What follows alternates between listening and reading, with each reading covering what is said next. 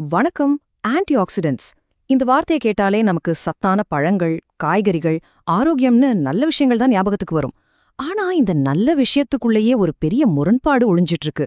வாங்க அத பத்தி தான் இப்போ ஆழமா பார்க்க போறோம். ஆமாதானே. நம்ம எல்லாருமே இதுதான் கேள்விப்பட்டிருக்கோம், நம்புறோம்.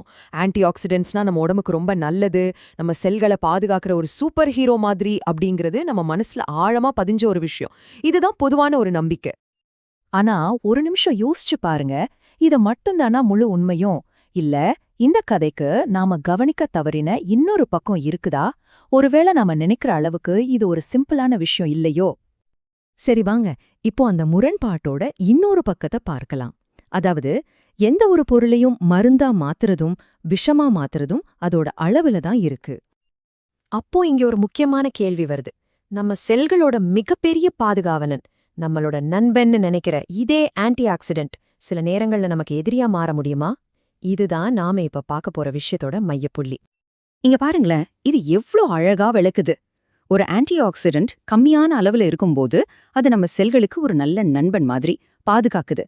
ஆனா அதே பொருள் எப்போ அளவுக்கு அதிகமாகுதோ அப்போ அதுவே நம்ம செல்களை சேதப்படுத்தி ஒரு எதிரியா மாறிடுது.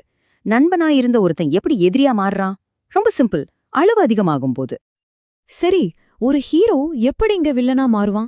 இந்த மாற்றத்துக்கு பின்னாடி ஒரு சின்ன சயின்ஸ் இருக்கு. அதுவும் எலக்ட்ரான்ஸ்னு சொல்லப்படுற ரொம்ப ரொம்ப சின்ன துகள்களோட செயல்பாட்டுல தான் அந்த ரகசியமே அடங்கியிருக்கு. வாங்க அதை பார்க்கலாம். பாருங்க, சாதாரண அளவுல இருக்கும்போது ஆன்டிஆக்சிடென்ட் ஒரு தாராள பிரபு மாதிரி. நம்ம உடம்புல சுத்திட்டு இருக்கிற ஃப்ரீ ரேடிக்கல்ஸ்னு ஒரு குட்டி வில்லன் கூட்டம் இருக்கு. அதுகிட்ட தன்னோட ஒரு எலக்ட்ரானை தானமா கொடுத்து அந்த வில்லன்களை சமாதானப்படுத்தி நம்ம செல்களை பாதுகாக்கும். இந்த குடுக்கற குணம் தான் அதோட ஹீரோயிசம். ஆனா இங்கதான் ட்விஸ்டே இருக்கு.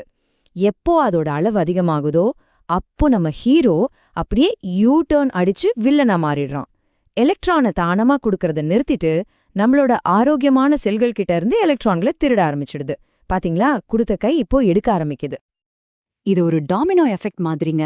ஒன்னு, நாம மஞ்சள், மிளகு மாதிரியான பொருட்களை நல்லதுன்னு நினைச்சு அளவுக்கு அதிகமா எடுத்துக்கிறோம். 2, உள்ள போனதும் அது அதோட வில்லத்தனத்தை, அதாவது எலக்ட்ரான் திருட்ட ஆரம்பிக்குது. இதனால கடைசியா என்ன நடக்குது? 3, நாம எதை பாதுகாக்க நினைச்சோமோ அந்த செல்களோட டிஎன்ஏவே டேமேஜ் ஆக ஆரம்பிக்குது. ஒரு சின்ன அளவு மாற்றம் எவ்வளவு பெரிய பிரச்சனைக்கு வழிவகுக்குதுன்னு பாத்தீங்களா?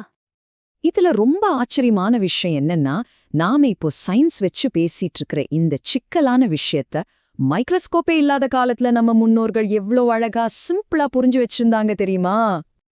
ஆமாங்க, அதுதான் இந்த பழமொழி, அளவுக்கு மிஞ்சினால் அமிர்தமும் நஞ்சு. நாம இவ்ளோ நேரம் பார்த்த இந்த ஆன்டி ஆக்சிடென்ட் முரண்பாட்டுக்கு இந்த ஒரு வரியை விட ஒரு கம்ப்ளீட்டான விளக்கம் இருக்கவே முடியாது. அப்ப பாருங்க, இது வெறும் வாய் வார்த்தைக்காக சொன்ன ஒரு பழமொழி கிடையாது. இது ஒரு மாலிகுலர் லெவல் சயின்ஸ். ஒரு பொருள் எப்படி நண்பனா இருந்து எதிரியா மாறுதுங்கிறதுக்கான ஒரு துல்லியமான அறிவியல் விளக்கம் இது. நம்ம முன்னோர்களோட ஞானம் அறிவியலோட எவ்ளோ ஆழமா பின்னி பிணைச்சிருக்குன்னு இதிலிருந்தே நம்ம புரிஞ்சுக்கலாம் இல்லையா? அப்போ நீங்களே யோசிச்சு பாருங்க, இத மாதிரி இன்னும் எத்தனையோ ஆரோக்கிய ரகசியங்கள் நம்ம கண் முன்னாடியே நாம சரியா புரிஞ்சுக்கிறதுக்காக காத்துட்டு இருக்கலாமா? சிந்திச்சு பாருங்க. அடுத்த முறை வேறொரு சுவாரஸ்யமான விஷயத்தோட உங்களை சந்திக்கிறேன்.